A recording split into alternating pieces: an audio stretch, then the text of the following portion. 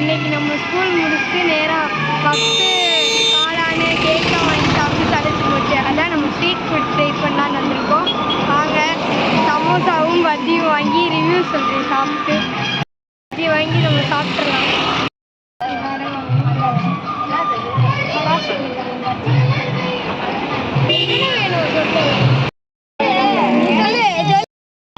ஒன்று வாங்கியிருக்கோம். எல்லாத்துலேயும் சாப்பிட்டு நான் ரிவ்யூ சொல்கிறேன். ஐயோ பார்த்து எங்கேன்னு தெரிஞ்சால் மறக்காமல் கமெண்ட் பண்ணுங்கள்.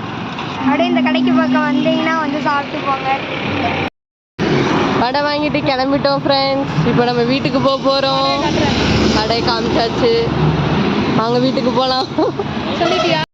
அவ்வளோதான், வீட்டுக்கு போய்கிட்டு இருக்கோம். நம்ம இப்போ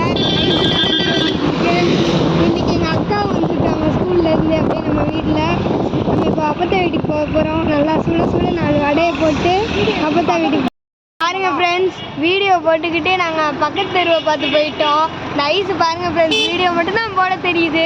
கேர்ஃபுல்லாக கவனமாகவே ஓட்ட தெரில. பக்கத்து சேர்ந்துக்கு போயிட்டோம். சரி என்ன பண்ண, வீடியோ காண்டி ஒரு நாள் சுற்றி. ஹாய் ஃப்ரெண்ட்ஸ், நம்ம வீட்டுக்கு வந்துட்டோம். வாங்கிட்டு வந்தாச்சு.